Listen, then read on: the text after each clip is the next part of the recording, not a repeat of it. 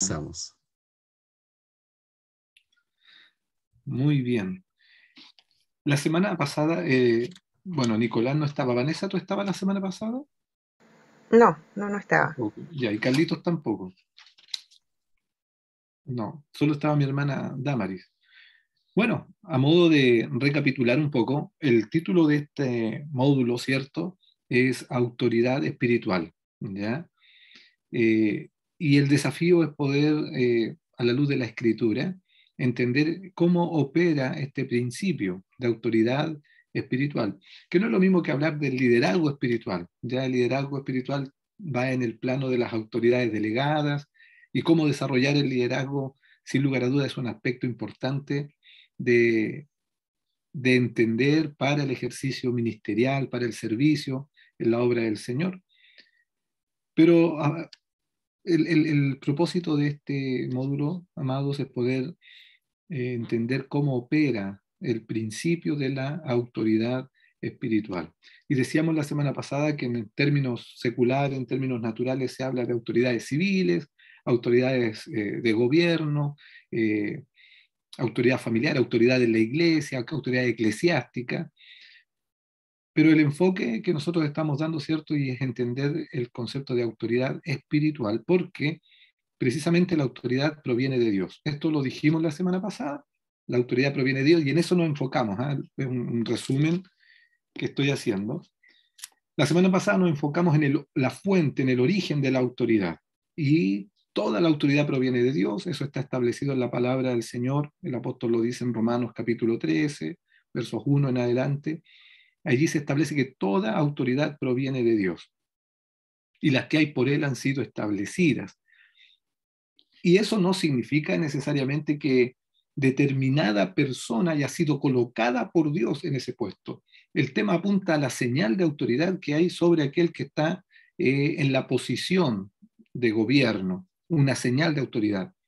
Entonces, la semana pasada comentábamos que uno aprende a sujetarse a esta señal de autoridad, no solo a la persona.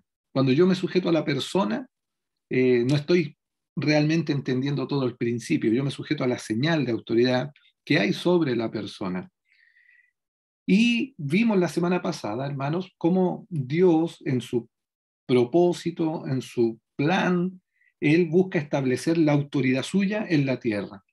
Y para eso es que pone al hombre ahí en el huerto. Primero hablábamos de esto la semana pasada, Génesis capítulo 1, versos 26, 27, 28, cuando Dios crea al hombre y la mujer y les da autoridad para llenar la tierra y gobernar sobre todo lo creado. Y bajo ese mismo principio de autoridad toma a Adán, sopla aliento de vida sobre él, lo coloca en el huerto y con Adán tiene una relación. Dios tiene una relación con él y el propósito es que Adán represente cabalmente la autoridad de Dios ahí en el huerto. Pero conocemos la historia, Adán falló, cayó con Eva y al caer comprometieron toda esa delegación de autoridad. Es más, se la entregan en bandejas a Satanás, quien siempre quiso el trono. Él siempre ha querido usurpar la autoridad, él siempre ha querido tener la autoridad. Luego, decíamos la semana pasada, Dios a través de Noé preserva al hombre espiritual y le da también la comisión a Noé, pero esta vez no hay autoridad. A Noé, cuando uno lee el capítulo 9 de Génesis, la instrucción es muy similar a la de Génesis 1:26, llenad la tierra, eh, pobladla, pero a Noé le dice, infundiréis temor sobre todas las bestias del campo, los peces, las aves. No hay una delegación de autoridad, ejercerás dominio, sojuzgarás. A Noé no pasa esta instrucción, esta orden con Noé. ¿Por qué? Porque el hombre caído ya había perdido autoridad. Luego viene la ley, ¿cierto? Y a través de la ley Dios está buscando que el hombre alinee su corazón con su autoridad, con su gobierno, de forma que aquel hombre que vive por la ley, en cumplimiento de la ley, esa fe le es contada por justicia. Y en este pacto a través de la ley, Dios se revela en el ángel. Eso decíamos también la semana pasada. El ángel de Jehová es el representante de Dios ante los hombres. es quien porta su nombre y quien tiene toda la autoridad. Toda la autoridad de Dios está puesta sobre el ángel de Jehová, que no es alguien, hacía este comentario, ¿cierto? El ángel de Jehová no es una representación de Cristo Jesús en el antiguo pacto, es un ángel, es un ser creado, pero es aquel que tiene toda la autoridad. Esa autoridad la porta el ángel. Y me salto al nuevo pacto, y en el nuevo pacto toda la autoridad le ha sido dada al Hijo, ¿ya? En Jesús, que está sentado en el trono, es en quien hoy día reposa toda la autoridad. En el nombre de Jesús es donde hay autoridad para sanar, para liberar. La autoridad del reino se manifiesta a través de Jesucristo. Entonces, con este resumen bien breve, hermanos, es que los pongo un poquito al día de qué es lo que vimos la semana pasada. A lo mejor se me escapa algo, ahí puede ayudarme mi hermana Damaris, mi hermana Gladys, algo más que haya que añadir de lo que vimos la semana pasada para contextualizar a Nicolás, a Vanessa y al pastor Carlos, por favor.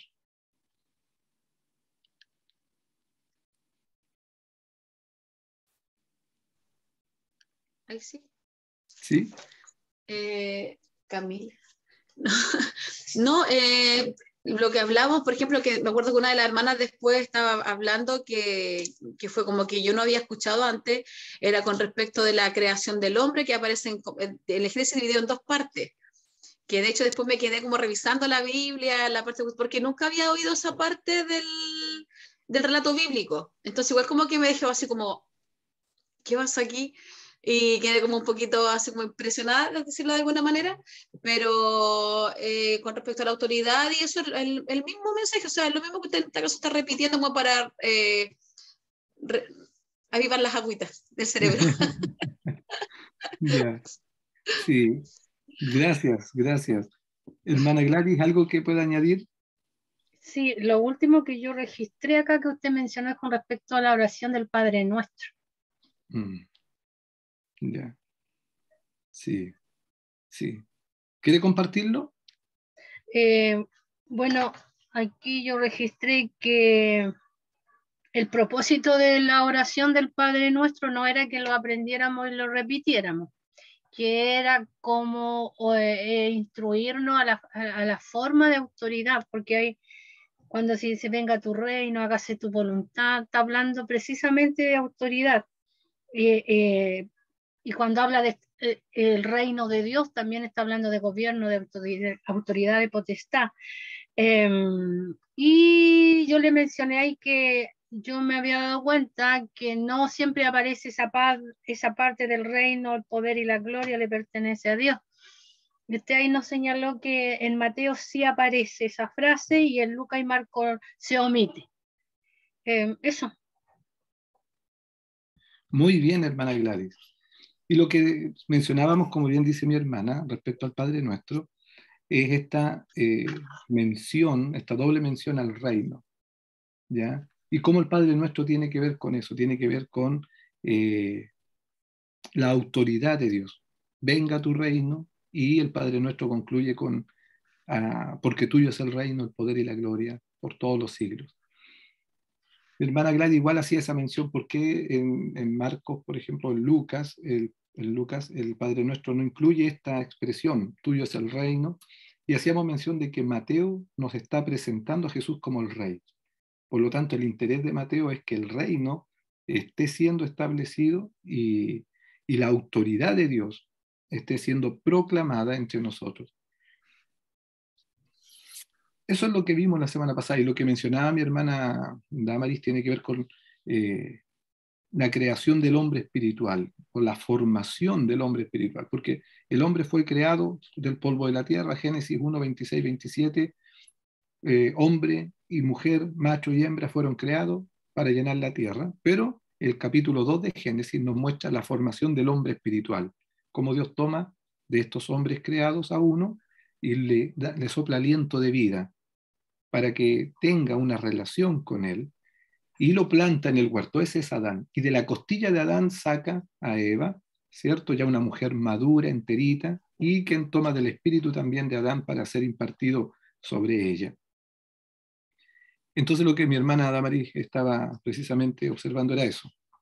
No es que hayan dos relatos de las creaciones distintos uno del otro, sino que el primero es la creación de los hombres y la segunda es la formación del hombre espiritual, con quien Dios se relaciona. Los otros tienen la función de llenar la tierra, de gobernar, pero hasta después de la caída y hasta Génesis capítulo 6 vemos que se descompone toda la raza al mezclarse estos hombres que no tienen espíritu, se mezclan con los hijos de Adán.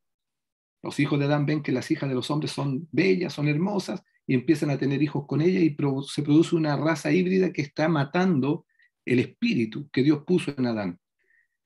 Los hombres de la tierra eran muchos, muchos. El propósito de ellos era llenar la tierra.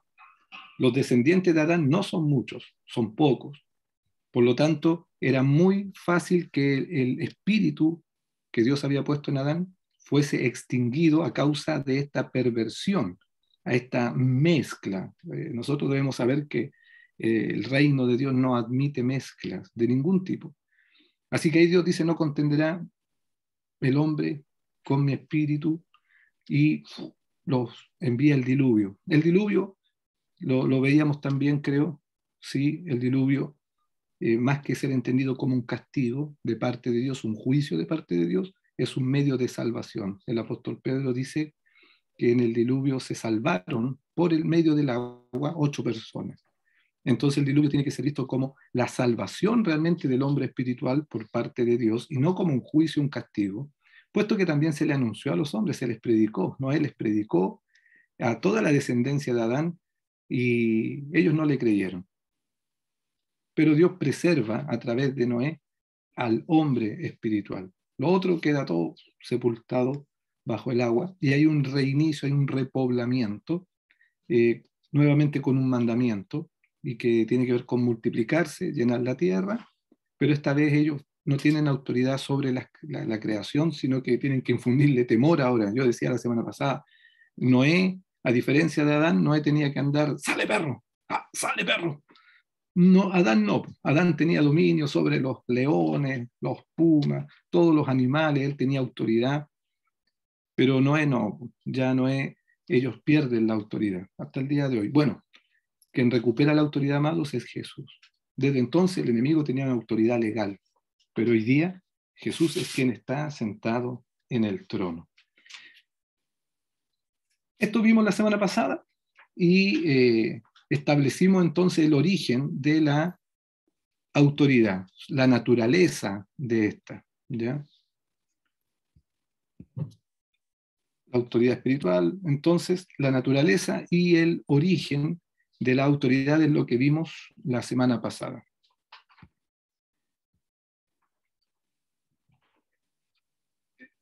Hablamos del Padre Nuestro, ¿cierto? Y cómo para que la autoridad de Dios se manifieste es necesario que haya obediencia, ¿ya?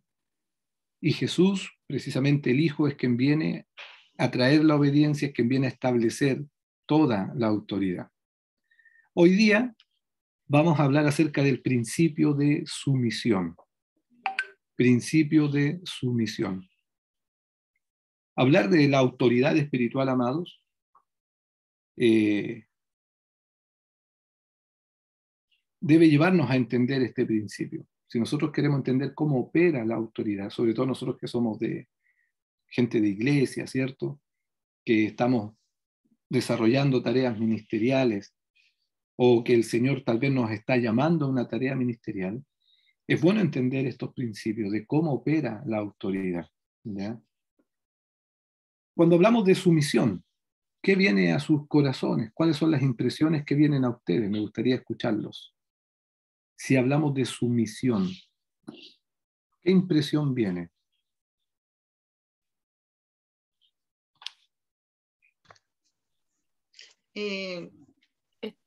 Sumisión, como que la primera impresión que uno puede, bueno, a mi mente viene como de agachar la cabeza, así como calladito. Calladito y agachadito, una cosa así, así. Ya, muy bien. A mí se Muy me bien. viene como estar sometido a alguna autoridad.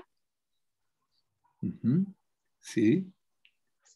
Agachadito, calladito, estar sometido a una autoridad. Muy bien, muy bien. ¿Alguna otra impresión cuando hablamos de sumisión? Sí.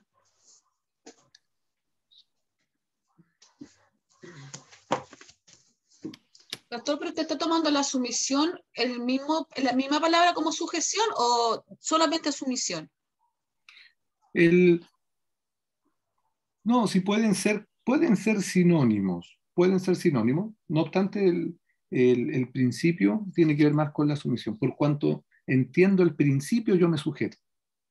Ah, Una ya. persona que no entiende el principio de sumisión o que su corazón no está en, en su espíritu entendiéndolo, le va a costar sujetarse, ¿ya? Ah, ya. Le va a costar obedecer también. Están dentro de un mismo concepto, pero no, las definiciones no son iguales. De hecho, la definición de sumisión va mucho por el lado de lo que dice Damaris, ¿no? La sumisión tiene que ver con ese sujetarse, obedecer a la autoridad sin cuestionamientos. Esa es como la definición del RAE de la palabra sumisión. Implica esa docilidad, esa disposición a acatar sin cuestionar. Eso es sumisión. La verdad que cuando alguien habla de sumisión hoy día, no sé si les pasa a ustedes, pero es como que genera incluso un sentimiento así como un poco negativo, ¿eh? Hablar de someterse, hablar de sumisión. Yo ayer hablaba con una hermana de una congregación, me estaba llamando para informarme algo, ¿ya? Ella, pastor, mire, lo llamaba por esto, pero era algo que ella ya tenía resuelto. Entonces yo le decía, es que, dele hermana, hágalo lo que va a hacer. Pero habría sido bueno que primero me hubiera llamado para contarme lo que iba a hacer, no solo para decirme que ya lo tiene todo armado. Entonces decía, sí, es que es incómodo andar pidiendo permiso por todo, pues, dijo. Eso, no, como que a mí me incomoda andar pidiendo permiso. No, si no se trata de eso, pero está bien, le decía yo, está bien, mi hermana. Pero esa incomodidad justamente evidencia algo espiritual, ¿ya? Mm. Y yo espero que a la luz de lo que compartamos se entienda. Pero hablar hoy día de sumisión es realmente contracultura. Choca con todo lo que la cultura y la sociedad contemporánea está promoviendo, ¿ya? Entonces es importante para nosotros de verdad entender este principio, el principio de la sumisión. No sé si alguien quiere agregar algo más, alguna impresión que le viene al hablar de sumisión. No, yo iba a mencionar que tiene una connotación totalmente negativa. Cuando uno escucha ahora esa palabra y como que siempre la asociamos culturalmente, eclesiásticamente a la mujer, ¿cierto? Por lo que la Biblia, y yo creo que no se ha analizado y nosotros tenemos como herramienta, sabemos que si es del Señor es positivo, pero no tenemos como la herramienta y a lo mejor es porque nos pasa entender el concepto y el principio. Sí.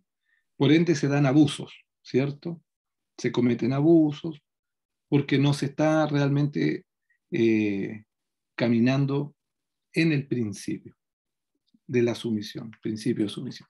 Pues bien, de esto vamos a hablar hoy día. La dinámica, amados, es que lo que yo he escrito para compartir en su totalidad está aquí en las diapositivas, ¿ya? Lo que yo tengo ya voy armando el curso, por decirlo de un modo, pero todo está en estas diapositivas. Entonces yo ahora me aboco a leer para poder ir ministrando, compartiendo estas cosas. Y si usted tiene alguna duda, alguna pregunta, no dude en desmutearse, me pide la palabra o me levanta la manito y puede compartir o si hay alguna inquietud, alguna duda o alguna impresión. ¿Ya? Esa es como la dinámica. La idea es que sea participativo. Leamos Filipenses, lo tengo acá, Filipenses capítulo 2, versos 5 al 11. ¿Ya? Este himno cristológico, dicen los comentaristas que se le llama, pero que en definitiva es palabra de Dios, palabra santa. Y nos muestra el movimiento descendente y ascendente de Jesús. Para poder leer esto, en realidad a veces uno, incluso y poder entenderlo en el espíritu, amados, hay que como sacarse la sandalia, ¿no?, de los pies, así como cuando Moisés se le dice, quita el calzado de tus pies, porque el lugar donde estás es tierra santa. Para poder entender esto, amados míos, tenemos que realmente disponer nuestro corazón. Dice, haya pues en vosotros este sentir que hubo también en Cristo Jesús, el cual siendo en forma de Dios, no estimó el ser igual a Dios como cosa que aferrarse, sino que se despojó a sí mismo, tomando forma de siervo, hecho semejante a los hombres, y estando en la condición de hombre, se humilló a sí mismo, haciéndose obediente hasta la muerte y muerte de cruz.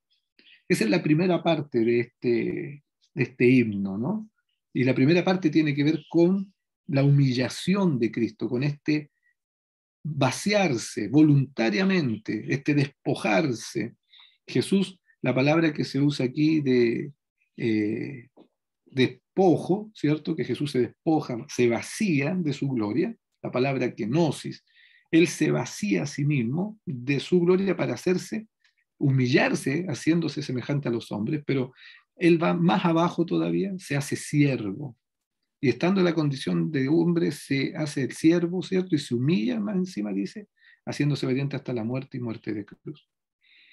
Dado ese camino que Jesús traza, marca el camino del Hijo, el camino de la humildad, es por esto que también Dios lo exalta hasta lo sumo y le da un nombre que es sobre todo nombre, para que en el nombre de Jesús se doble toda rodilla de los que están en los cielos y en la tierra y debajo de la tierra, y toda lengua confiese que Jesucristo es el Señor, para gloria de Dios Padre. Todo lo que Jesús hizo en su ministerio terrenal, desde su bautismo hasta su ascensión, Jesús lo hizo como siervo, como hombre y como hijo. Que Él se haya humanizado, que el verbo, como dice Juan, capítulo 1, verso 14, que el verbo se haya hecho carne, significa que Él toma la forma humana, se despoja de su condición de Dios, no de su deidad, sino de su condición de Dios, de su gloria, se vacía de ella y se hace semejante a nosotros, a los hombres.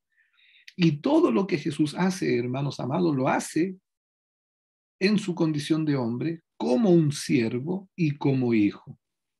Es 100% Dios y es 100% hombre.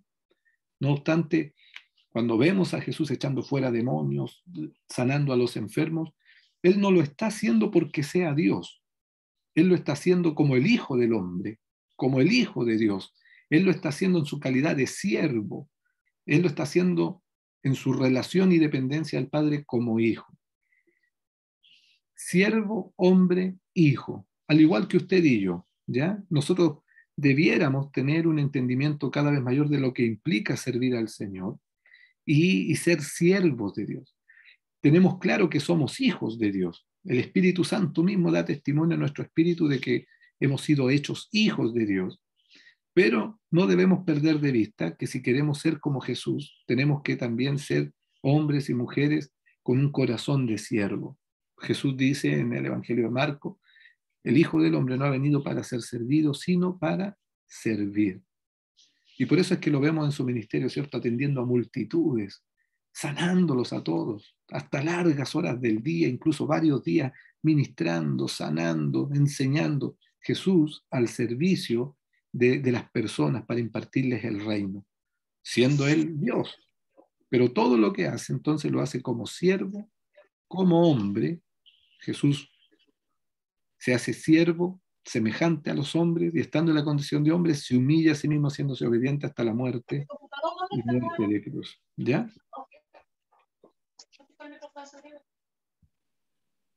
Jesús se despoja de su gloria, su autoridad y poder cuando se hizo hombre. Voluntariamente tomó el lugar de la sumisión. y el Padre tomó el de la autoridad.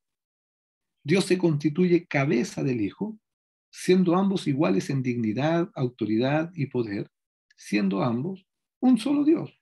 Padre, Hijo y Espíritu Santo, un solo Dios.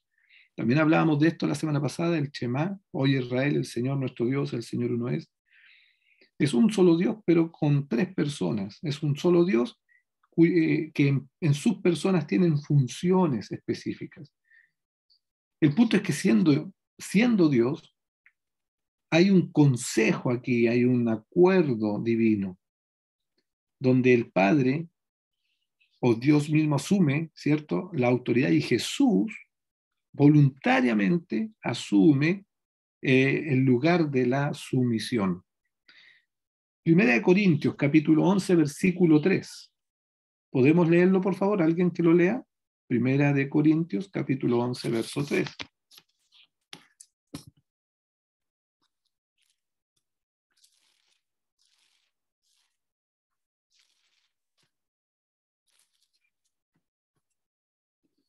Quien lo tenga, lo lee nomás.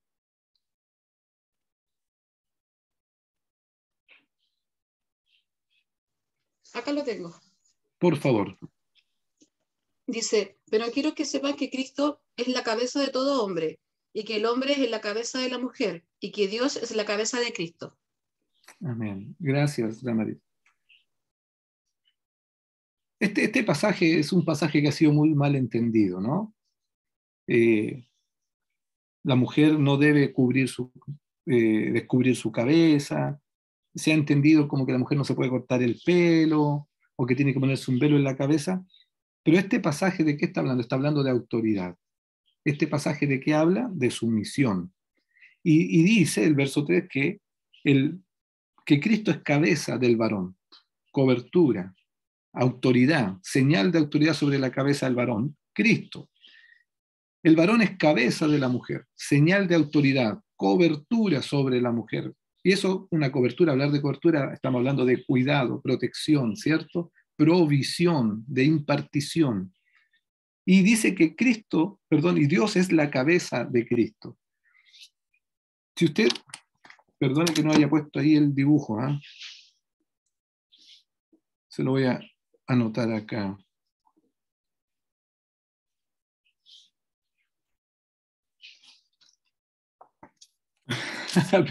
La diapositiva que le estoy mostrando, mire.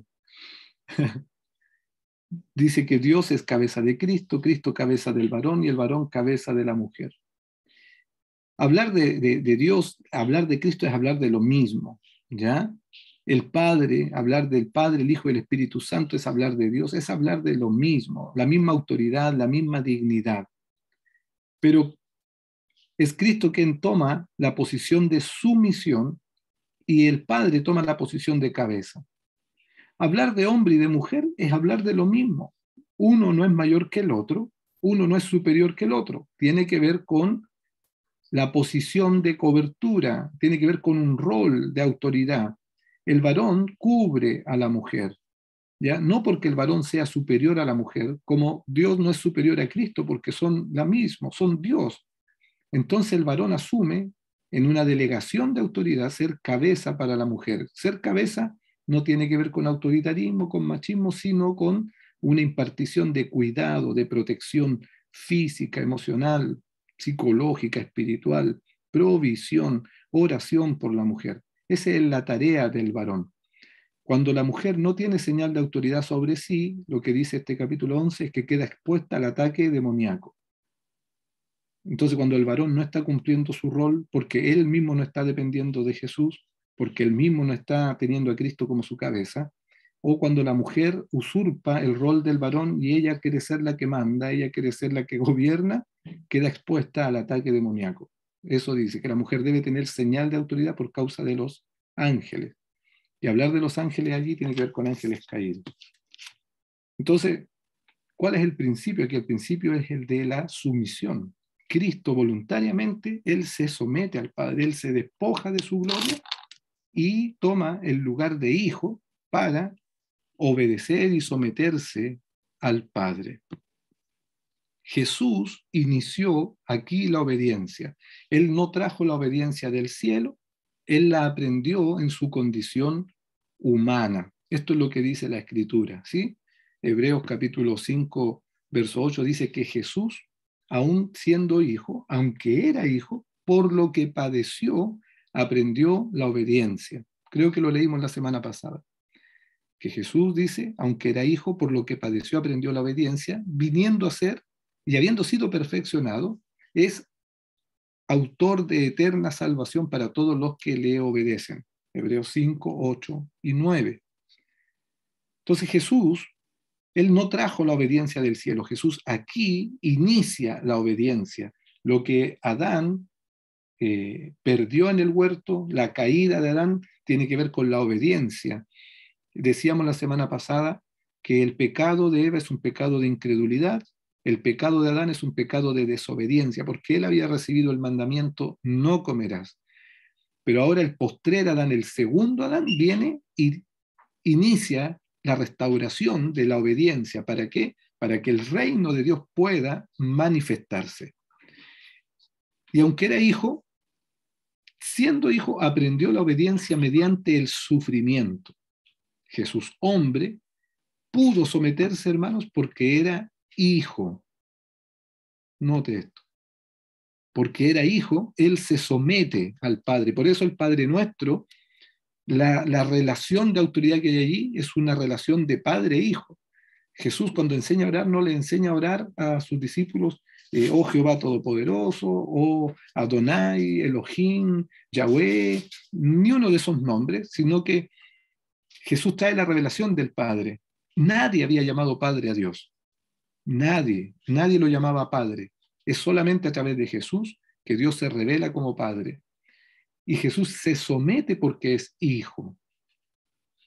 Por eso al comenzar yo decía que todo el ministerio de Jesús lo desarrolla como siervo, como hombre, como hijo.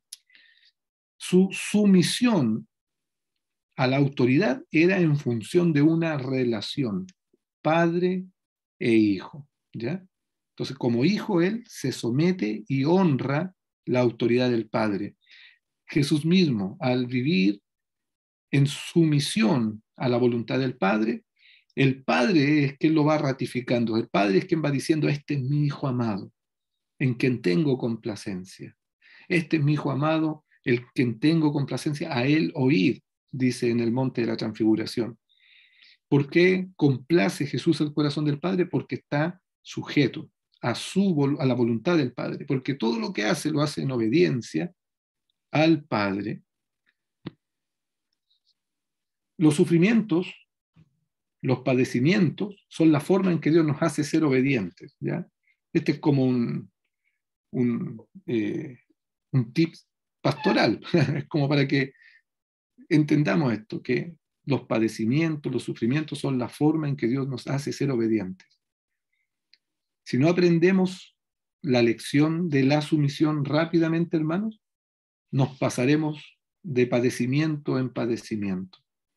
Hay quienes son más lentos para entender, más lentos para obedecer, y por ende Dios trata con ellos y experimentan quebranto, experimentan dolores, experimentan sufrimiento, porque lo que Dios está buscando es que aprendamos realmente a obedecerle. Si Jesús tuvo que transitar ese camino y nosotros queremos ser como Jesús, también vamos a tener que transitar ese camino de los procesos. Y a través de los procesos, entonces, Dios va enseñándonos a ser hombres y mujeres cada vez más sumisos, obedientes.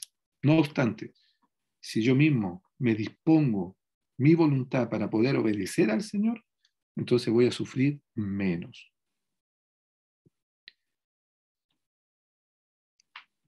Cuando Jesús es llevado por el Espíritu al desierto, después de su bautismo, allí Jesús batalló y combatió contra un Satanás que tenía autoridad legal. ¿Sí? Una autoridad usurpada, pero legal. De hecho, Jesús mismo y también el apóstol Pablo identifican a Satanás con la autoridad que él tiene. Juan capítulo 14, verso 30, Efesios capítulo 2, verso 2, y Colosenses capítulo 1, verso 13. Si alguien puede ayudarme con las lecturas, por favor. Yo tengo Juan 14:30. Por favor. Dice, ya no hablaré más con ustedes porque viene el príncipe de este mundo. Él no tiene ningún dominio sobre mí. ¿Quién es el príncipe de este mundo? En palabras de Jesús, es Satanás, el diablo. Ahora, él no tiene ni un dominio, ni una autoridad sobre Jesús, ni una autoridad. ¿Por qué? Porque Jesús está sometido al Padre en todo. Entonces Jesús no le da chance, no le da lugar al enemigo a que pueda ejercer algún tipo de dominio sobre él.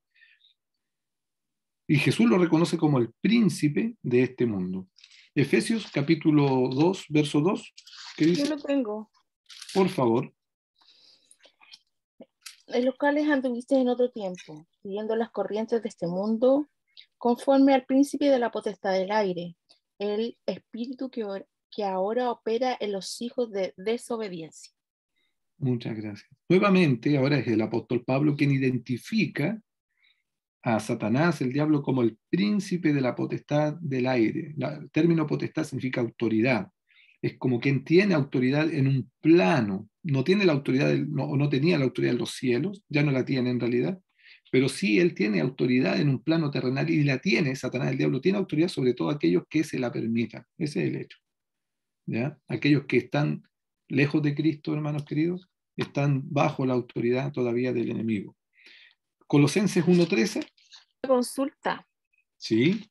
Entonces, cuando nosotros desobedecemos, le damos la autoridad a Satanás para que, como dice la Biblia, nos zarandee. Sí. Sí. Está la posibilidad de que Dios lo permita. Está la posibilidad, como sucedió con Pedro, ¿eh? Jesús le dice a Pedro, Pedro, Satanás te pidió para zarandearte, y yo he pedido que tu fe no decaiga. Está la posibilidad, lo vemos ahí en Job también, que ahí hay un acuerdo, ¿cierto? No obstante, cuando yo desobedezco a Dios, cuando yo desobedezco la palabra, lo que estoy haciendo es poniéndome bajo la autoridad de las tinieblas, bajo la autoridad del enemigo.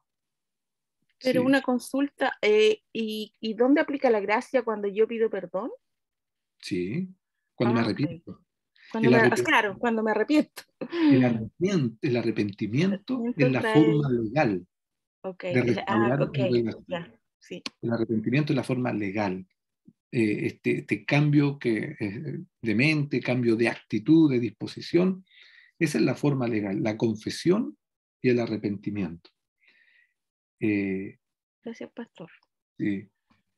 No es solo pedir perdón, o sea, yo pido perdón, pero lo que pasa es que nosotros, hermanos, en Cristo Jesús hemos sido perdonados. ¿Ya? Él perdonó nuestro pecado, nuestra falta. Entonces, el apóstol Juan, hablando ahí en Primera de Juan, capítulo 1, versos 8, 9, 10, dice, si decimos que no tenemos pecado, le hacemos a él mentiroso. Pero él es fiel y justo para perdonar nuestros pecados, si confesamos nuestro pecado. Él es fiel y justo para perdonar nuestro pecado y limpiarnos de toda maldad.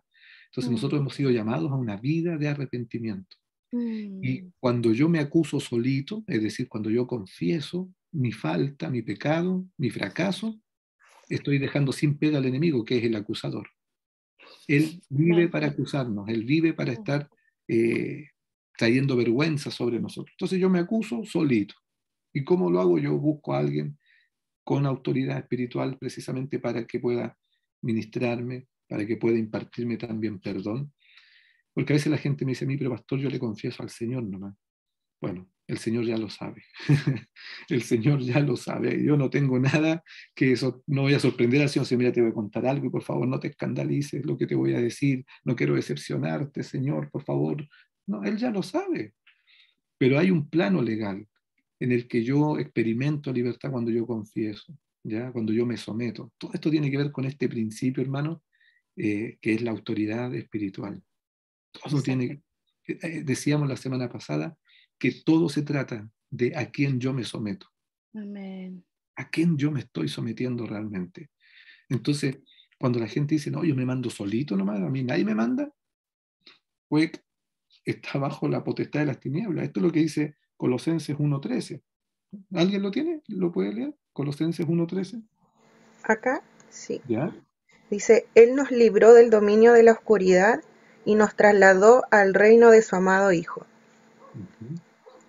Dominio de la oscuridad, dice la versión que lee Vanessa. La potestad de las tinieblas, dice las otras versiones, ¿no? Es decir, hay un ámbito, hermanos míos, donde el enemigo está gobernando con una autoridad hoy día no legal. Yo decía que Jesús, cuando fue llevado por el Espíritu al desierto, combatió contra un Satanás que tenía autoridad legal. Hoy día ya no. Como vimos la semana pasada, Jesús está en el trono. El enemigo perdió toda la autoridad. Colosenses, de hecho, capítulo 2, verso 15, dice que él los despojó. Así dice, los despojó a estos principados y a las potestades y los exhibió públicamente, triunfando sobre ellos en la cruz. El enemigo ya fue vencido. Amén. Pero cuando Jesús es llevado por el Espíritu al desierto, y yo lo subrayo, ¿por qué?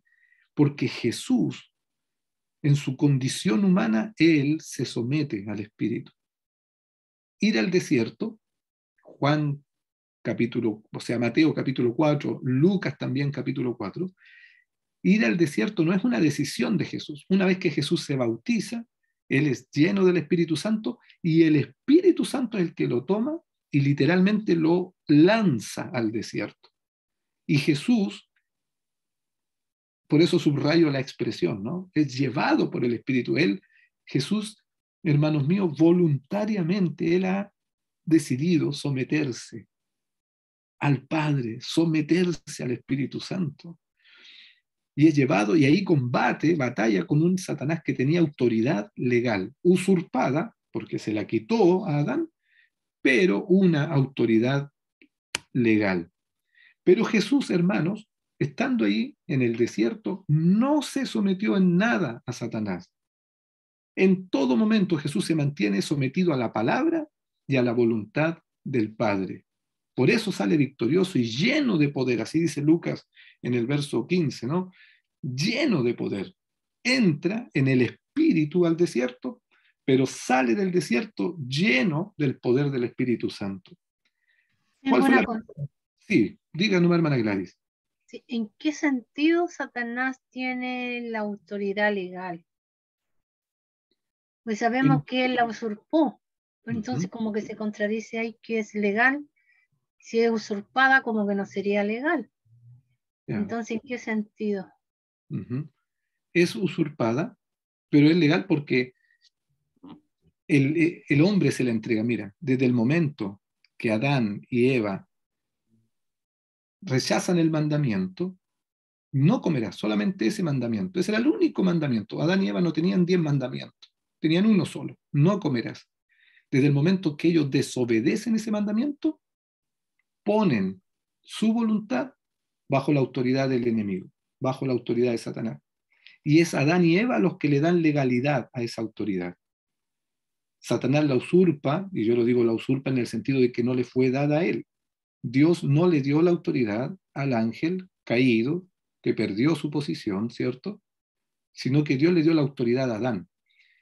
Y Satanás se la usurpa, se la roba a través del engaño, de la mentira, y pone, desde el momento que Eva y Adán le prestan oído y se dejan llevar por su insinuación mentirosa, ellos quedan sometidos a la autoridad del diablo.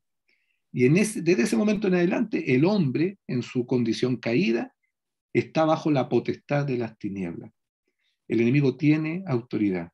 En ese sentido, el enemigo tenía, hablo en pasado ya, porque en Cristo Jesús la autoridad fue recuperada, pero el enemigo tenía esa autoridad. ¿Ya? Ahí la tenía. Usurpada, pero legal. ¿Por qué legal? Porque al ser seres espirituales, el hombre y los ángeles, ¿cierto? Dios también, hermano, mire esto habla de la justicia de Dios. Dios respeta, Dios no pasa por alto la voluntad humana. Él no pasa por alto la decisión del hombre. Le habla de sus consecuencias, le advierte, ¿cierto?, de sus malas consecuencias ante las malas decisiones, pero Dios no violenta la voluntad humana. Eso es lo que hace que sea legal. como también eso mismo determina que algo sea ilegal. ¿Ya? O sea, desde la perspectiva de Dios, que yo mienta, que yo robe como un hijo de Dios, eso es ilegal. Eso no es legal delante de Dios y me hace perder, por ende, autoridad. Es legal entonces en el sentido, hermano, de que el hombre tranza y pone esa autoridad en las manos del enemigo. Eso es lo que le da la legalidad. Dios, uno dice, ¿por qué Dios no cortó por lo sano y deshizo al ángel contendor y empezó todo de nuevo? ¿Por qué Dios no lo hizo? Bueno, porque Dios es legal. No es legalista, pero es legal. Y había que juzgar a Satanás. Y a eso vino Jesús. Jesús vino para tomar la herencia, juzgar al diablo y para salvar al hombre. ¿Ya? Ahora, por ejemplo, en el mismo desierto. Pastor, ahí ¿Sí? podría asociarse con que Dios estableció el libre albedrío. Uh-huh. Eso es legal porque Dios le dio al hombre ese libre albedrío para elegir. Satanás, digamos, entonces como que Adán eligió el lado oscuro, por decirlo de una forma, y ahí porque como que Dios permitió que el hombre eligiera, y ese podría ser como la parte legal, que Dios permitió la elección del hombre, algo así. Claro. Nosotros fuimos creados seres espirituales. En la creación, o en toda la revelación de la Biblia, mejor, para ser más extenso el tema, en toda la revelación hay tres seres espirituales: Dios, los ángeles y el ser humano. Estos son los seres espirituales que interactúan en toda la revelación bíblica: Dios, los ángeles y los seres humanos. Y de estos tres, el hombre es hecho un poco menor que los ángeles. ¿En qué se parecen? En que todos tienen voluntad. Los ángeles tienen voluntad y el ser humano tiene voluntad. Dios no es un controlador, Dios no es un titiritero, Él nos hizo con voluntad y respeta esa voluntad. Ahí, como dice mi hermana Gladys, uno ve que Dios es legal en ese sentido, ¿ya? Es como que, no es como que Dios dice, bueno, tú tienes la capacidad de elegir, pero para. Yo voy a decir qué vas a elegir y qué no vas a elegir. No. Dios pone delante del hombre el bien y el mal, la vida, la muerte, la bendición y la maldición. Escoge pues, le dice el Señor, escoge pues el bien y vivirás. Escoge pues el bien. Porque si tú vas por este otro lado, ciertamente, y ahí le habla de las consecuencias. Pero a diferencia de nuestro adversario, que es un controlador, hermanos, yo entiendo cuando nosotros decimos Dios tiene el control de todas las cosas, lo que queremos decir es que Él es soberano, pero Dios no es un controlador, no así nuestro enemigo. Él es un controlador, es un manipulador, es un engañador, un mentiroso. Entonces el hombre y la mujer dice, yo quiero salir de esta adicción, pero no puedo, es más fuerte que yo. Nunca más lo voy a hacer, y lo vuelve a hacer. ¿Por qué? Porque bajo la opresión de las tinieblas, la potestad de las tinieblas, el enemigo está controlando, esclavos del pecado. Entonces, en ese sentido, hermanos míos, Dios con nosotros tiene un trato justo. El hombre toma decisiones, la mujer toma decisiones. Y en el Antiguo Testamento, todos los que destacan en el Antiguo Testamento son hombres y mujeres que alinearon su voluntad a la voluntad de Dios. Hombres y mujeres cuyos corazones buscaron agradar a Dios. La palabra del Señor dice que Dios busca corazones rectos sobre los cuales mostrar su favor. Busca corazones rectos, gente que se alinee con Él. Y los llama, los invita. Y los hombres van respondiendo. Tenemos el caso de Abraham, el caso de su descendencia, ¿cierto? Los profetas, en fin. Gente que entró en la historia de la salvación porque se alineó con Dios. Y muchos otros que simplemente rechazaron a Dios. Romanos capítulo 1 dice, habiendo conocido a Dios, no le glorificaron ni le dieron gracias, por lo tanto Dios los entrega a toda una descomposición. Entonces ahí está la legalidad de Dios. Por lo mismo, cuando yo vengo a Cristo Jesús y me arrepiento, hermano, yo me arrepiento, yo confieso mi pecado y renuncio a esto, yo renuncio a toda la perversión en la que estuve metido, a todo el engaño, a la religiosidad. Lo que yo estoy haciendo es algo legal en el mundo espiritual, porque le estoy quitando al enemigo ahora cualquier argumento derecho para que venga a ejercer control sobre mí. Y cierro las puertas y me arrepiento y confieso. ¿Para qué? Para experimentar esa libertad y ponerme bajo la autoridad de Jesucristo. ¿Ya? Amén. Tiene que ver un poco con la voluntad. O sea, lo que estamos hablando respecto a esa legalidad.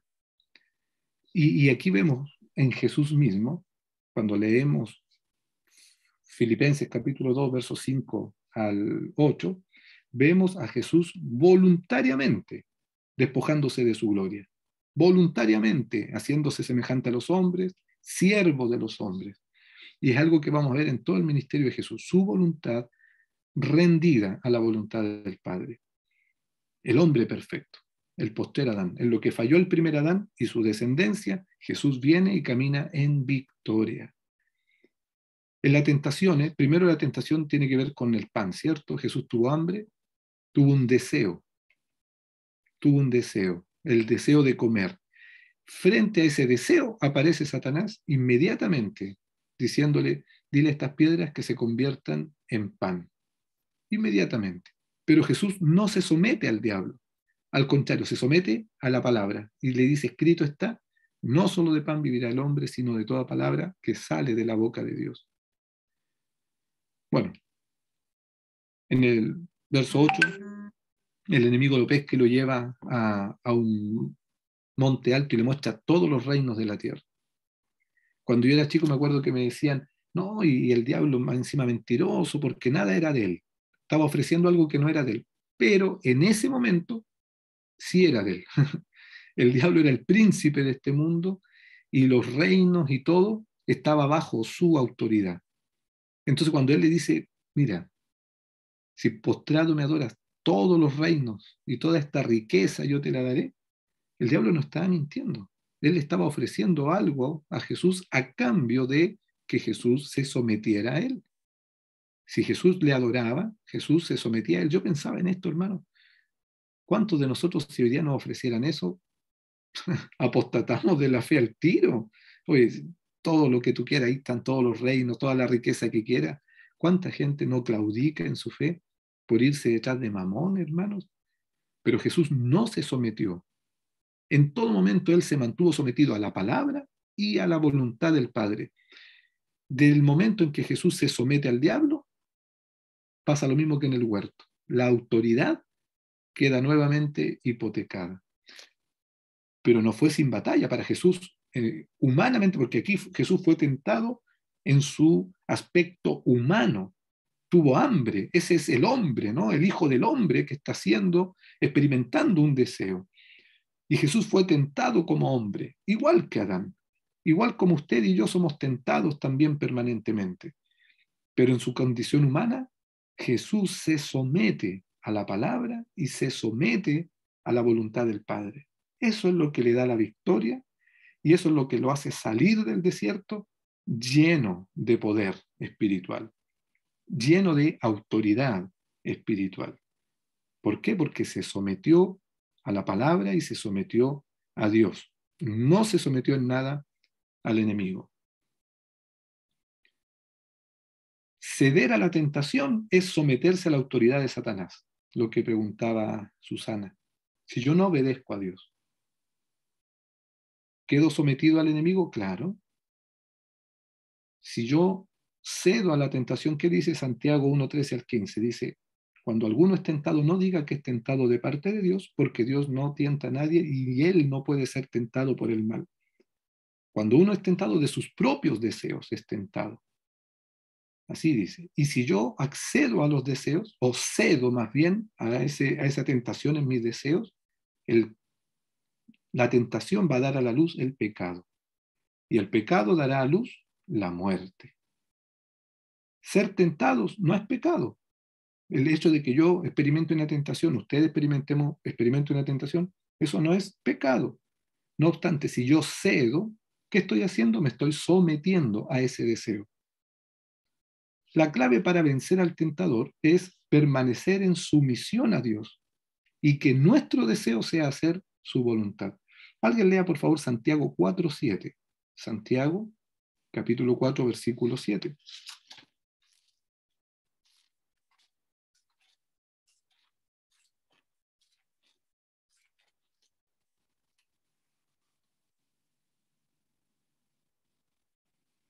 ¿Quién lo tiene por ahí? A mí nunca lo tengo. Por favor. Dice, por lo tanto, sométanse a Dios, opongan resistencia al diablo y él huirá de ustedes. Nosotros podríamos citar la mitad del versículo, ¿eh? Resistid al diablo y huirá de vosotros. Hermano, resista al diablo, usted tiene que resistir al diablo. Pero yo no puedo resistir al diablo si no me estoy sometiendo a Dios. Solo si yo estoy sometido a Dios, puedo resistir al diablo. De lo contrario, el enemigo va a poder ejercer autoridad sobre mí, ¿ya? Entonces la clave para vencer al tentador es permanecer en sumisión a Dios y que nuestro deseo sea hacer la voluntad de Dios. Si va a haber un deseo en mí, hermanos, como dice Mateo 6:33, que sea por el reino de Dios y por su justicia, que eso sea mi deseo. Cuando uno viene al Señor, mi voluntad no queda anulada. Hay quienes piensan que ahora mi voluntad es cambiada por la voluntad del Señor. No, yo ya no tengo voluntad. Ahora la voluntad del Señor es la que se hace en mí. Pero eso no es así. Yo sigo teniendo voluntad. Solo que lo que el Padre espera es que mi voluntad sea hacer su voluntad. Que mi voluntad esté alineada a la voluntad del Padre. Pero yo no pierdo la voluntad cuando vengo al Señor. Hay algunos que dicen, no sé, ya no vivo yo, más Cristo vive en mí. Y asumen con ese versículo de que yo ya no tengo participación en mis decisiones, yo ya no participo en mi futuro, está todo listo y yo solo tengo que fluir. No, ya no vivo yo. ¿Por qué? Porque con Cristo estoy juntamente crucificado. Ya no vivo yo, más Cristo vive en mí. Pero dice luego, lo que ahora vivo en la carne, lo vivo en la fe que es en el Hijo de Dios. Y es por esa fe que yo obedezco la palabra, es por esa fe que yo me someto a la voluntad del Padre y mi mejor adoración es hacer la voluntad de Dios. Para poder vivir en sumisión, hermanos, para poder someternos realmente, para poder caminar en este principio, es necesario morir a nuestros propios deseos. Esto es lo que vemos en Jesús. Usted recordará Marcos capítulo 14, Jesús en el monte de los olivos, en el huerto Getsemaní. Abba Padre, para ti todas las cosas son posibles, y si es posible que pase de mí esta copa, si es posible que pase de mí esta copa, pero no se haga lo que yo quiero, sino tu voluntad. Ahí vemos a Jesús, hermanos, muriendo a sus propios deseos, porque Jesús sabe lo que es la copa. El beber la copa de la muerte, Jesús sabe lo que va a significar para él en términos humanos. Ahí en el Getsemaní nuevamente está el hombre, el Hijo del Hombre, Jesús, está padeciendo, sudando gotas de sangre, porque está muriendo a sus propios deseos. Todo aquel, hermano, escuche esto, por favor, todo aquel que tiene sus propios deseos, sus propios planes, estamos hablando en la iglesia sobre todo, nunca va a ser un hombre o una mujer capaz de someterse. No, es porque tiene sus propios planes, no sé si me explico. Entonces choca con las autoridades delegadas, choca con sus liderazgos, choca con sus pastores. ¿Por qué? Porque él tiene sus planes y quiere sacarlos adelante. Entonces, ¿qué termina pasando? Se va a otro lugar, a donde lo acepten con sus planes. Pero el hombre y la mujer que quiere realmente agradar al Señor, muere a sus propios deseos para que se haga la voluntad del Padre en uno. Y al caminar bajo este principio de la sumisión, esta ley de la sumisión, eso otorga autoridad. La base de la autoridad de Jesús no fue su fe, sino su sumisión. Volviendo al Padre Nuestro, cuando Jesús enseña a orar a sus discípulos, no les enseña a orar desde la base de la fe, sino desde la base de la sumisión, desde la base de la autoridad. Padre nuestro, que estás en los cielos, santificado sea tu nombre, venga a nosotros tu reino, hágase tu voluntad, como es en el cielo, también en la tierra. En el acuerdo divino, Jesús se sometió en todo a la voluntad del Padre, y esa actitud, como dice Filipenses 2:5, haya pues en vosotros esta actitud, este sentir, esta mentalidad. Esa actitud ese sentir es el que le permite a Jesús moverse entre los hombres con una autoridad nunca antes vista. Leamos Marcos capítulo 1, versos 21 al 27, por favor. Marcos capítulo 1, versos 1 al 27.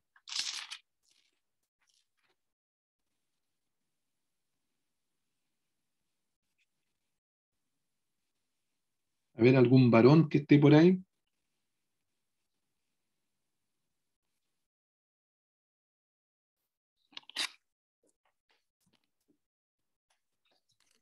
Marcos del 1 al 21, 21 a 27, ¿cierto? Sí, por favor. Ya, entonces dice así. Entraron en Capernaum y tan pronto como llegó el sábado, Jesús fue a la sinagoga y se puso a enseñar.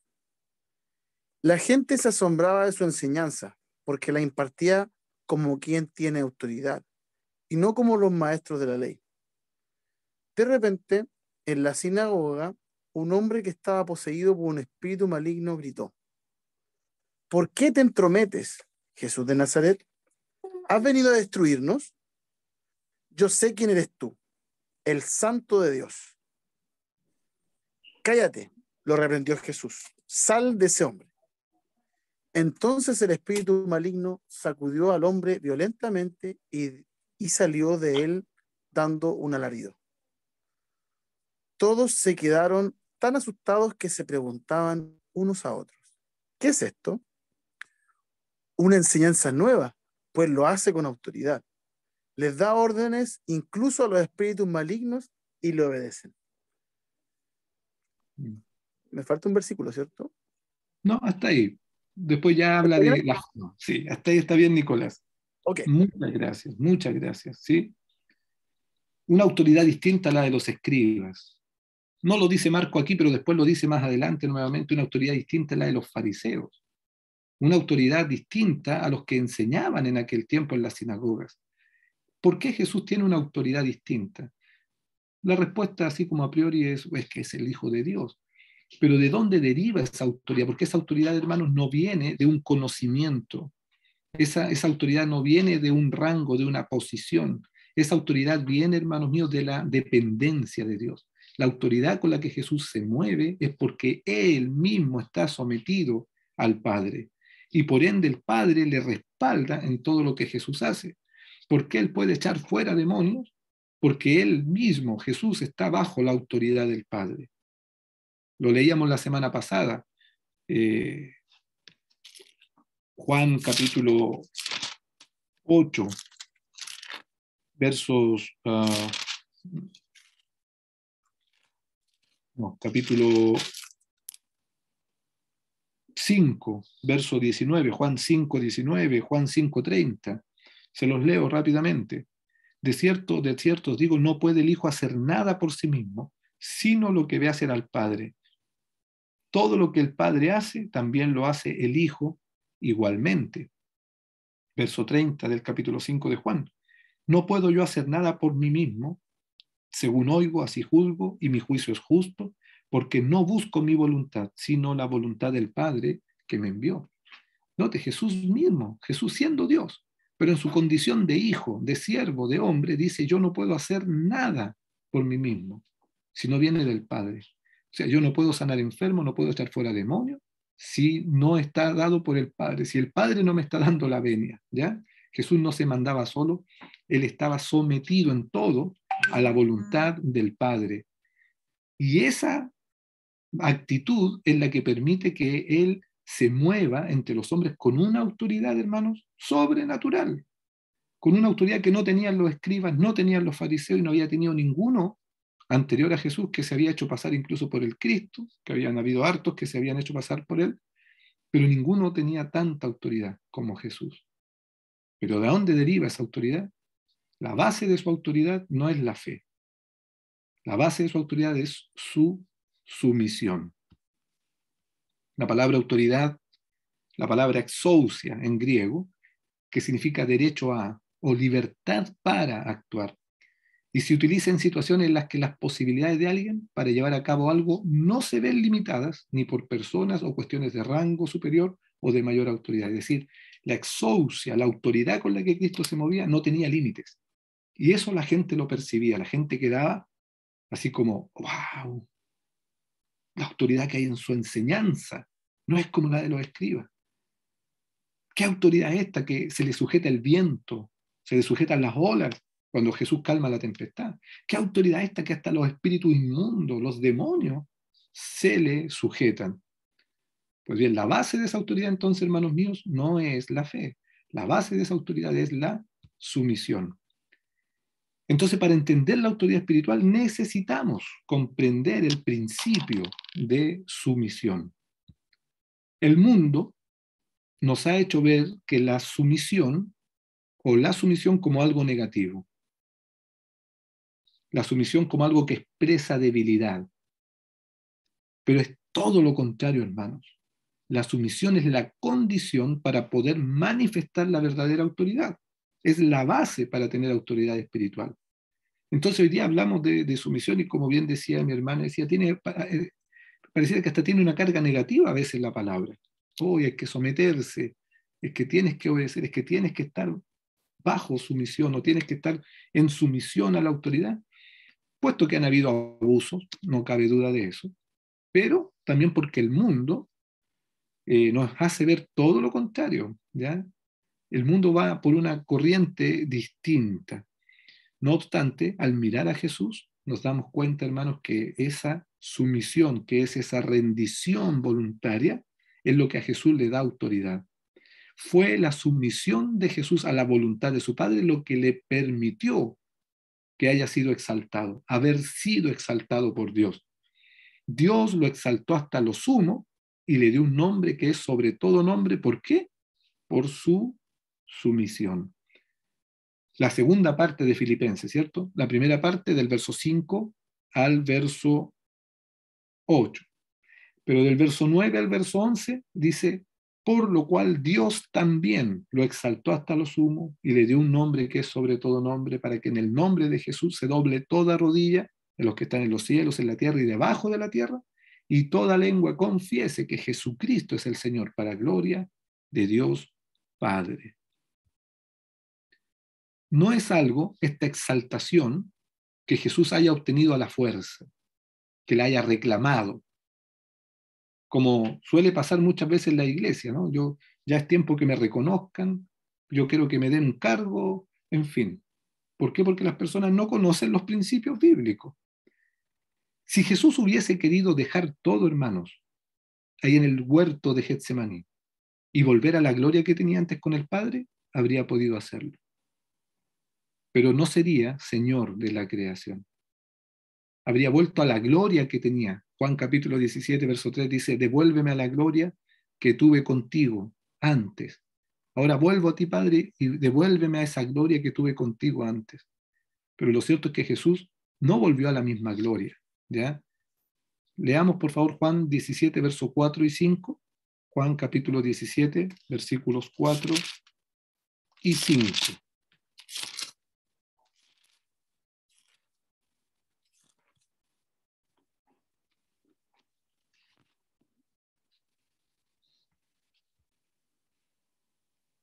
¿Alguien lo tiene?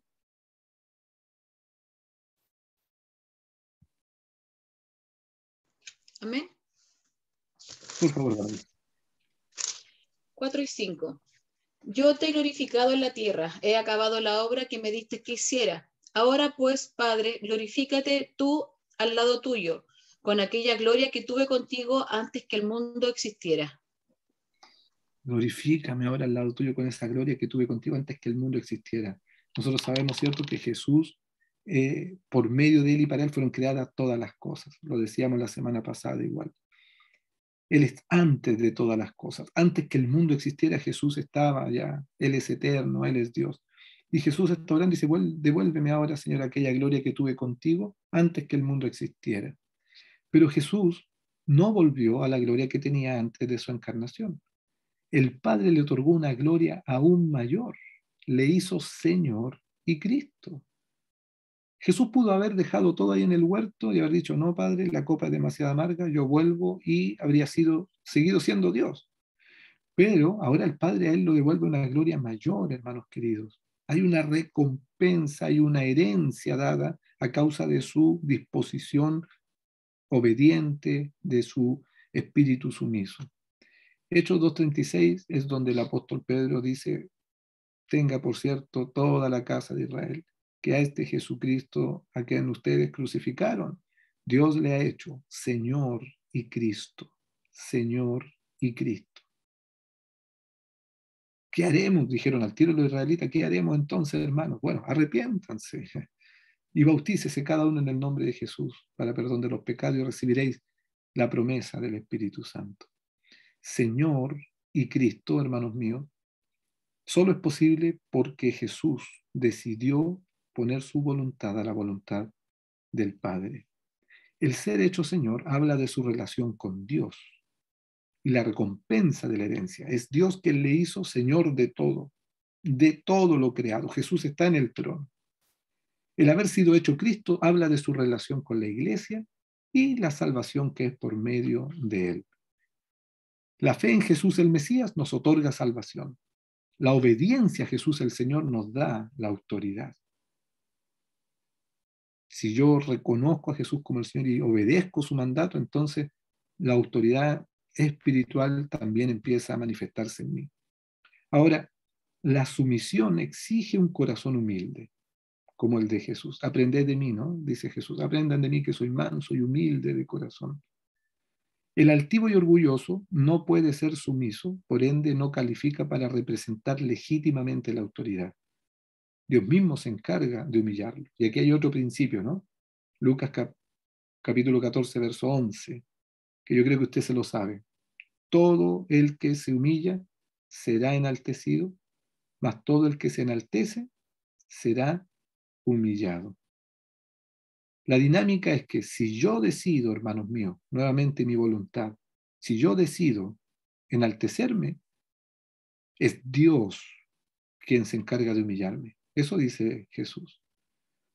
Pero si yo mismo decido ser humilde, también será Dios quien se encargue de enaltecerme. El apóstol Pedro igual entendió esto cuando dice, humillaos pues bajo la poderosa mano de Dios para que Él os exalte cuando fuere el tiempo. Humillarse bajo la mano del Señor es el camino del Hijo. Es disponer nuestra voluntad para que su voluntad se haga. La sumisión es algo voluntario, una rendición voluntaria. Es una respuesta de nuestra voluntad. Ahí está la cita de Marcos 14:36. Abba, Padre, para ti todo es posible. Si puedes, pasa de mí esta copa, pero no se haga lo que yo quiero, sino lo que tú quieres. Es la rendición voluntaria. Esto es sumisión. Mi hermana Damaris creo que era que decía esa sensación de la palabra sumisión, de agachadito, obediente. Pues bien, eso es someterse. Yo nada hago por mí mismo, sino lo que veo hacer al Padre, eso hago, y así juzgo de lo que oigo, y mi juicio es justo porque no busco mi propia voluntad, dice Jesús, sino la voluntad del Padre. Y uno de los problemas, hermanos míos, dentro de las iglesias, precisamente es ese corazón muy voluntarioso, que nos gusta hacer lo que nosotros queremos, a la manera nuestra, y no esperamos en el Señor para hacer su voluntad. Manifestar autoridad legítimamente, autoridad espiritual, no dependerá de un cargo, un nombramiento, de un apellido, de una posición social, de un nivel académico, porque también este concepto está, ¿no? Él tiene autoridad porque él tiene los cursos, porque él tiene la carrera, porque él tiene el conocimiento, él es una autoridad en esta materia. Pero cuando hablamos de la autoridad espiritual, hermano, eso no depende de nada externo, sino de una disposición del corazón a ser realmente dócil, obediente, sumiso como Jesús. Cuando yo entiendo este principio, hermanos míos, experimento autoridad, y eso lo ve la gente. No porque, es que él es el pastor, tiene autoridad, o él es un diácono, tiene autoridad, es que él está a cargo de la música, entonces él tiene la autoridad. La autoridad no viene por un cargo. De hecho, si usted es alguien de iglesia, estará de acuerdo conmigo que hay gente que tiene cargos y no tiene autoridad. Y uno dice, ¿cómo puede estar él presidiendo? ¿Cómo puede estar él si no tiene autoridad para hacerlo? ¿Por qué? Porque él mismo no vive bajo el principio de sumisión. En el antiguo pacto vemos a hombres y mujeres que destacaron por su fe, pero esa fe se traduce en sumisión a la voluntad de Dios. Lo vemos en Abraham, deja tu tierra y tu parentela, ¿cierto? ¿Qué hizo Abraham? Obedeció, se sometió a la voluntad del Padre. Dame a tu hijo Isaac, dame a tu hijo. ¿Qué hizo Abraham? Se sometió a la voluntad del Padre. Y esa fe le fue contada por justicia. Lo vemos con Moisés, lo vemos en David, ¿cierto? Un varón conforme al corazón de Dios. Lo vemos en los profetas, estos hombres de Dios, ¿cierto? Que a costa de sus propias vidas obedecían al Señor y decían lo que Dios les mandaba decir. Lo vemos también en María, la madre de Jesús. María es la que dice, hágase conmigo conforme a tu voluntad. Cuando recibe el anuncio del ángel, ¿cierto, María? Hágase conmigo conforme a tu voluntad. Esa disposición a entrar, hermanos, en la voluntad del Padre, en la manifestación de su autoridad. En el nuevo pacto vemos la sumisión en el apóstol Pablo, después de su conversión. Cuando él tiene el encuentro con la autoridad de Jesús, el apóstol hace dos preguntas. Primero, ¿quién eres, Señor? Y cuando sabe que es Jesús, después dice, ¿qué quieres que haga? Al tiro, el hombre rinde su voluntad, ¿qué quieres que haga? Y es que la fe y el amor a Jesús están íntimamente ligados a la sumisión a su autoridad. Solo así se puede ejercer autoridad. Juan capítulo 14, verso 15 y Juan capítulo 15, verso 14. Se los voy a citar. Estoy yendo rapidito, hermano, porque va a entrar el pastor Juan Molina a hacer su clase. Juan 14, 15 dice, si me amáis, ¿qué dice? Si me amáis, usted se lo sabe, guardad mis mandamientos. ¿Cierto? Si me amáis, guardad mis mandamientos. Y el capítulo 15, verso 14, parece un juego de números. Todo el que me ama, mi palabra guardará. Todo el que me ama, mi palabra guardará. Vosotros sois mis amigos, dice, si hacéis lo que yo os mando. ¿Sí? Vosotros sois mis amigos si hacéis lo que yo os mando. La relación de amor con Jesús descansa también en la obediencia a su palabra. Colosenses 3, 18 al 25, Efesios 5, 18 al 21 y Hebreos 13, 17. Esto lo vamos a dejar para la próxima semana, ¿ya? Porque tiene que ver ahora con aterrizar este principio de la sumisión, y aquí necesito detenerme para compartirlo y ministrarlo bien. ¿Cómo es que yo puedo ejercer autoridad? ¿Cómo es que la autoridad realmente se manifiesta en uno? Pero eso lo vamos a ver la otra semana para dar unos minutos también a alguna reacción, impresión, comentario, duda, consulta, pregunta de lo que estamos diciendo.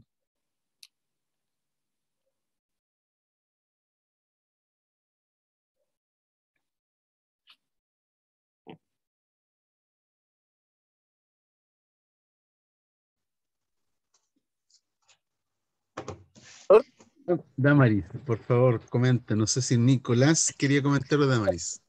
Primero, Damaris, por favor. Por favor, Damaris, de verdad, insisto. Las damas primero, dice Nicolás. Ya, Damaris. Ya, no, que iba a hablar con respecto a lo que hablaba la hermana Gladys. Me parece que el pastor igual tocó con respecto al asunto de lo mal considerado o lo que provoca la reacción de la palabra sumisión. Entonces, hace un tiempo atrás estaba revisando justamente esta palabra por todos los textos que hablan de la mujer en cuanto a la sumisión y a la sujeción. Por eso le preguntaba igual delante qué tan parecido eran los dos conceptos. Con respecto a que la sumisión es algo que yo hago de manera voluntaria. Y lo que se ha estado haciendo en este tiempo, y por qué, por ejemplo, una palabra que es tan, de cierta manera, como violenta o mal vista, porque lo que se ha estado ejerciendo a través de este tiempo es un sometimiento. Trata de someterse a alguien a hacer algo, y entre comillas las personas lo hacen ya para quedar bien o para que no se les tome mal, pero no logramos entender que la sumisión es algo que tiene que nacer de mí. Que yo cedo mi voluntad, yo cedo mi autoridad, yo cedo toda mi capacidad en propósito de algo. Y yo creo que cuando como lo nombraba la hermana Gladys antes, igual para uno cuando todavía escucha esta palabra es como violenta, por lo mismo que se da, insisto, a lo largo de los años, sobre todo en relación a la mujer.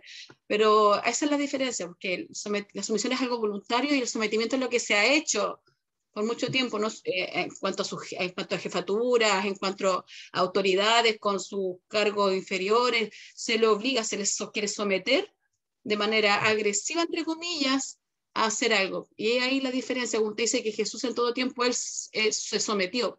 Cuando, por ejemplo, usted recalcaba el texto, cuando fue llevado en el espíritu al desierto. Él fue, pero cuando él llegó, no dijo, pero padre, ¿por qué me trajiste aquí? ¿Por qué no me avisaste antes? No sé, pues mándame una señal, una paloma, algo, no, nada. Él simplemente llegó y se encargó después de hacer el trabajo que le restaba, que era, voy a defenderse de los ataques del enemigo. Pero él no cuestionó, sino que lo hizo, él cedió, ¿cierto?, todo esto de manera voluntaria para que su padre pudiera seguir trabajando en él lo que estaba haciendo. Amén, Damaris, sí. Lo que pasa es que el que no tiene autoridad, hermanos, legal, lo que va a hacer es ejercer control sobre las personas, cohesión. Y eso se da en muchos contextos, como bien dice Damaris, contextos laborales, contextos políticos y contextos familiares y eclesiásticos, donde al no haber autoridad, lo que se hace es controlar a la gente, manipularla y a través de la cohesión, ¿cierto?, la amenaza, tratar de cumplir ciertos propósitos, precisamente porque no hay autoridad. Cuando hay autoridad espiritual, esta nos ayuda a ejercer esa influencia sobre la vida de las personas y en beneficio de las personas, que es lo que Jesús hacía. Jesús no controlaba a nadie. Imagínense el joven rico, Jesús le explica, le expone la verdad y él toma una decisión y se va, y Jesús lo ama y se entristece porque el muchacho amaba más las riquezas que a Dios.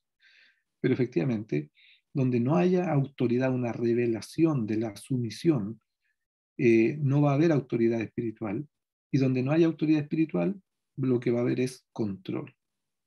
Eso es lo que va a haber. Y eso es negativo, porque atenta contra la integridad de las personas. Jesús en un momento pone en perspectiva también a los discípulos y le dice: el que quiera ser el mayor entre ustedes, hágase el menor. El que quiera mandar tiene que ser el siervo de todos, ponerse en el lugar de el que se somete. ¿Ya? El siervo, el doulos, el esclavo, es aquel que está para obedecer. Y Jesús dice que el que quiera ser el que manda, en definitiva, tiene que ser el que obedece. Tiene que ser uno que da el ejemplo, pero esto tiene que hacerse en el espíritu, hermano. Tiene que haber una revelación también de esto. Hermano Nicolás. Sí, qué interesante. No, me gustó mucho, me aporta mucho el concepto de que la obediencia trae autoridad, y el tema también del sometimiento, del someterse, como dice en la versión antigua, la Reina Valera dice: sométanse los unos a los otros. Y entonces me ayuda a armar algo nuevo, es traer luz sobre algo que probablemente había escuchado muchas veces, pero otra mirada, una mirada fresca. Y bueno, ahora que, como decía el pastor, que hace poco, Pastor Adrián decía que hace poquito contrajimos matrimonio con mi señora. Y ahí en el curso de parejas también se habló del someterse, de que los cónyuges debían someterse el uno al otro. Entonces, yo creo que me viene muy bien todo esto, tanto para servir como para la familia que estamos comenzando. Amén. Amén. Esas son palabras sabias, Nicolás. ¿Ya? Cométase a su discipuladora nomás usted, ¿sí? Y le garantizo que le va a ir bien en todo. Es lo que he aprendido de mi pastor Adrián, yo. Eso lo he aprendido de él. Sí. Bueno, este principio de la sumisión es transversal, ¿ya? Y opera, y es lo que vamos a ver la próxima semana, por lo menos en una parte, porque ya la próxima semana vamos a hablar más acerca de la autoridad también delegada, pero es transversal el principio de la sumisión. Y cuando en la iglesia esto se entiende, hermanos, y los que tenemos un llamado a presidir, a ministrar, a servir a la congregación, lo entendemos, la gracia fluye tremendamente. El crecimiento es evidente porque los hermanos reconocen entre ellos mismos y entre sus pares la autoridad. Hay otros elementos que vamos a ver la próxima semana de cómo deriva y de dónde deriva también esa autoridad, que viene de la revelación, del poder de la resurrección, y es lo que nos da autoridad. La autoridad no me la da el título que cuelgue en mi pared, ¿cierto? Como teólogo ni nada de eso. La autoridad tampoco me la da el título de la ordenación pastoral. La autoridad la da la revelación y el estar realmente bajo autoridad. Entonces esas cosas las vamos a ver la otra semana. De lo que hemos visto hoy, ¿alguna otra impresión, amados? ¿Preguntas, consultas? Hermana Gladys. Sí, pastor, gracias por la lección, pero que Dios nos ayude a descubrir la belleza de estar sujeto al Señor. Me quedé pensando en dos palabras de Jesús, cuando dice Jesús solo hacía lo que veía hacer al Padre y hablaba lo que oía al Padre. O sea, yo estaba pensando que yo oro, me escucho, le pido a Dios, pero cuando yo veo hacer algo al Padre para yo hacerlo, en este caso podríamos en la palabra ver a Jesús actuando, y él solo hablaba lo que oía al Padre, o sea, ellos tenían una relación donde el Hijo veía y donde lo oía, y de eso que oía y hablaba era un modelo para él y él después lo replicaba. O sea, es como súper importante en nuestra vida familiar, como padre, y como líderes o siervos de Dios también. ¿Cuántas cosas le pedimos? Por ejemplo, yo le puedo pedir a alguien que está a mi cargo que se sujete, pero a lo mejor yo no me he sujetado a la autoridad más arriba. Entonces no me ven a mí sujetarme, me ven comentando o haciendo cosas. Gracias, pastor. Muy buena su clase. Sí. Y eso nos da para otro estudio, ¿eh? Pero hermana Gladys, para que siga buscando en el Señor. ¿Para qué oramos nosotros? ¿Para qué oramos? Los hijos de Dios, ¿para qué oramos? ¿Oramos para pedirle cosas a Dios nomás? ¿Pero para qué oraba Jesús? Jesús oraba para saber lo que el Padre quería que hiciese, para conocer la voluntad del Padre. Entonces, ¿para qué oran los hijos? Oramos para conocer la voluntad del Padre. Porque en todo lo que tenga que ver con mis necesidades, el Señor las conoce y las suple. Entonces, ¿para qué oramos? Oramos para conocer la voluntad de Dios. Así es como oraba Jesús. Y a mí, ahora donde la escucho, hermana Gladys, yo pensaba, claro, Jesús veía y oía. ¿Y cómo nosotros también podemos ver y oír? Derramaré mi espíritu sobre toda carne y verán visiones, dice el profeta Joel. Y cómo el Señor muchas veces nos ha mostrado, yo personalmente, mi experiencia ha sido que a través de los profetas de la casa, el Señor nos ha direccionado en qué tenemos que hacer, porque ellos tienen la visión y el Señor muestra y se ve de esa manera qué es lo que el Padre quiere establecer, cómo los dones, los ministerios están allí para guiarnos, para conducirnos. Y en ese principio de sumisión los unos a los otros, como decía Nicolás, sometiéndonos los unos a los otros. Porque uno podría decir, no, aquí yo soy el pastor, El Señor me hablará a mí. Si no me habla a mí, no, sin lugar a dudas el Señor no me va a ir pasear, pero hay un consejo autoritativo en la iglesia de hombres y mujeres llenos del Espíritu Santo, a través de los cuales el Señor nos está hablando, mostrando, guiando. Y es como la iglesia tiene que conducirse sometida a la voluntad del Padre. Aleluya. Pero como dice mi hermana Gladys, ay Señor, ayúdanos a caminar realmente sujetos a tu voluntad. ¿Alguien más, mis amados? ¿Alguien más que quiera comentar o consultar algo?